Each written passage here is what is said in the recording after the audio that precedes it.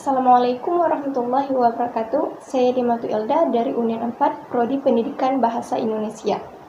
Dengan NPM 210610201054. Yang saya hormati Bapak Dr. Randus Bakhtiar Nitura MM.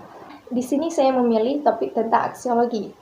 Sebelum saya menjelaskan tentang materi yang ingin saya bahas, sedikit saya ingin memaparkan tentang aksiologi. Aksiologi berasal dari Yunani, terdiri dari dua kata, yang pertama aksi, yang kedua logi atau logos. Aksi adalah nilai-nilai, sedangkan logi atau logos merupakan ilmu atau teori.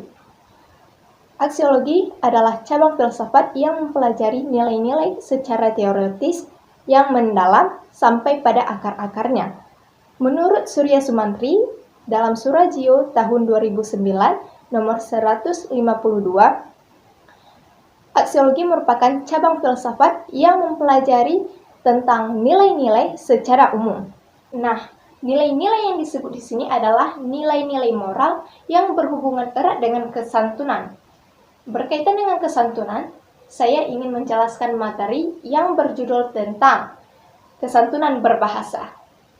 Nilai moral berhubungan erat dengan kesantunan. Dalam kaitannya penggunaan bahasa, Abdul Chair tahun 2010 nomor 6 mengatakan bahwa sikap berbahasa berkenaan dengan perilaku atau tingkah laku dalam bertutur, sedangkan kesantunan lebih pada substansi bahasanya. Berbicara mengenai substansi bahasa yang digunakan, saya ingin membahas kesantunan dalam berbahasa sebagai salah satu kegunaan atau manfaat pembelajaran bahasa Indonesia. Kesantunan inilah yang perlu ditanamkan pada siswa melalui pembelajaran bahasa Indonesia.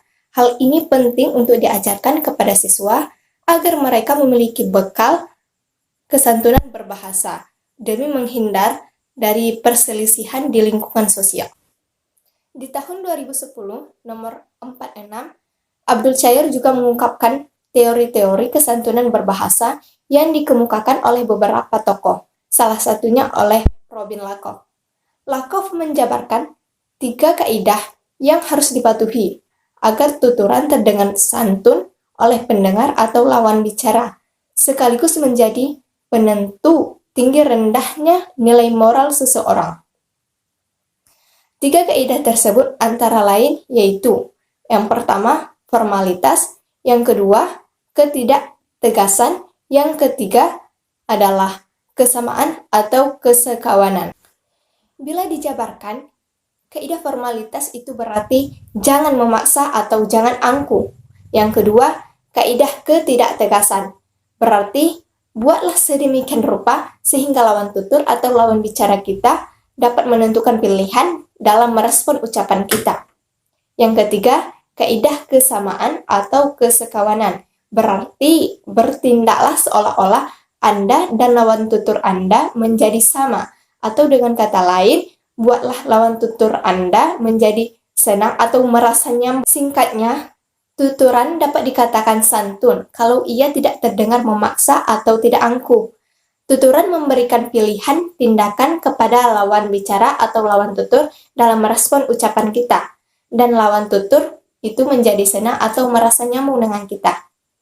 Tidak semua orang memiliki kesadaran akan kesantunan dalam berbahasa. Seringkali ada saja penyebab seseorang tidak menyertakan kesantunan dalam berbahasa sehingga menimbulkan perselisihan dalam berpendapat. Maka dari itu, aksiologi dalam hal ini menyangkut kegunaan dan kebermanfaatan sebagai sarana mencapai tujuan agar siswa mampu memiliki kesantunan dan berbahasa atau menggunakan bahasa sesuai dengan nilai dan moral yang berlaku di masyarakat. Nilai berbicara mengenai benar dan salah, sedangkan moral berbicara mengenai baik dan buruk.